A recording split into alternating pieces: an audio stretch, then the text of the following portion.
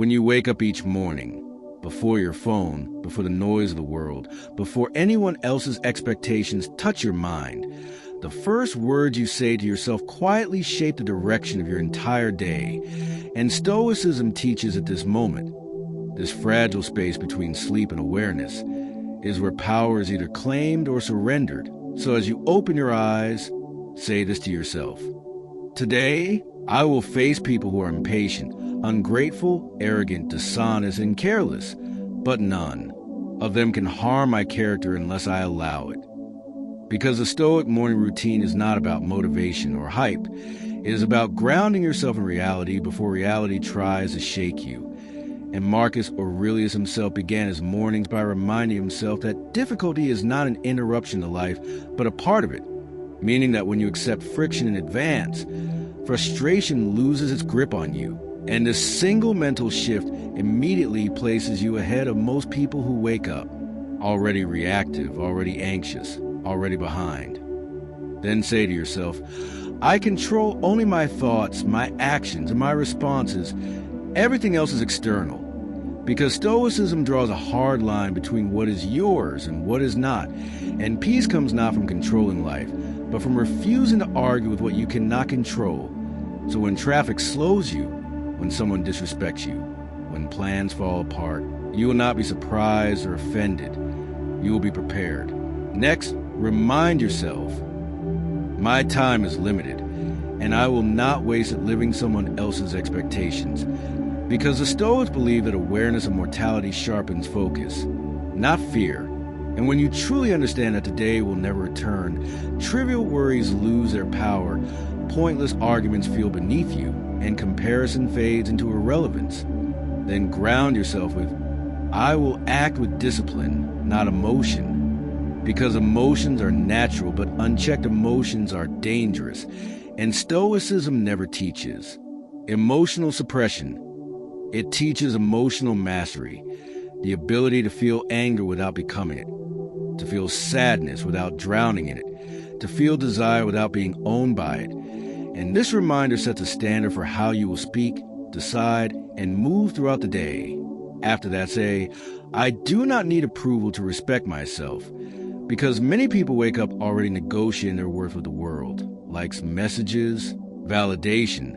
But Stoicism teaches that self-respect is internal, not transactional.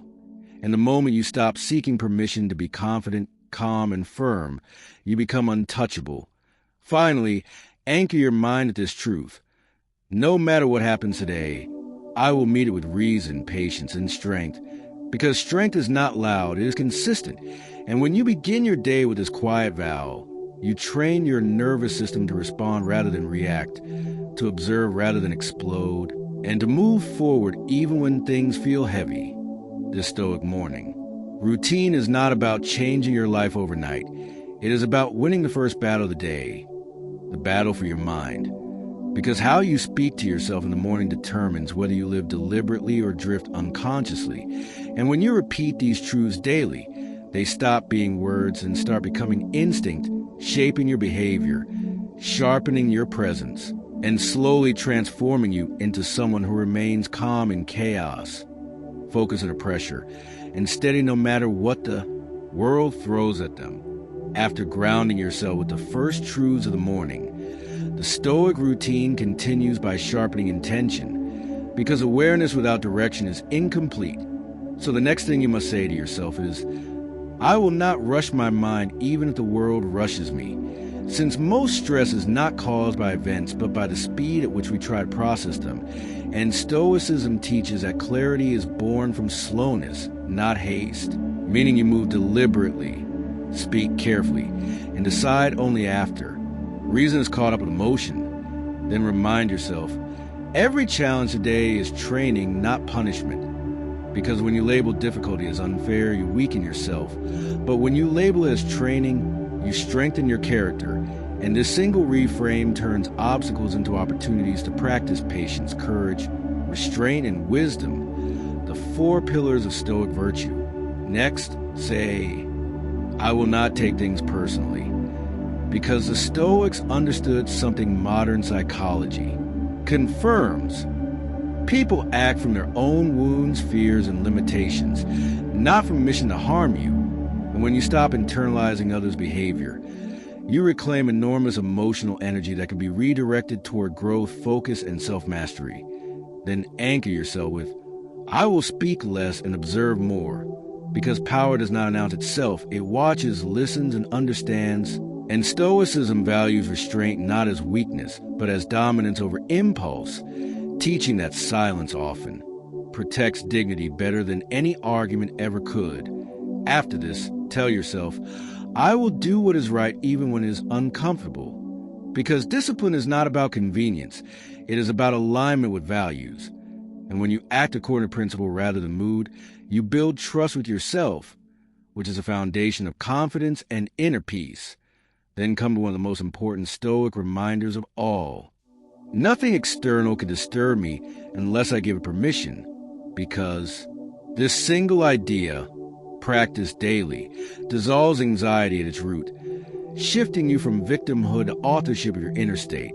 And once you internalize that your reactions are choices, not reflexes, emotional control stops being a struggle and becomes a skill. Next, prepare your mind for impermanence by saying, everything I have today is borrowed, not owned, because attachment intensifies fear, but acceptance softens loss.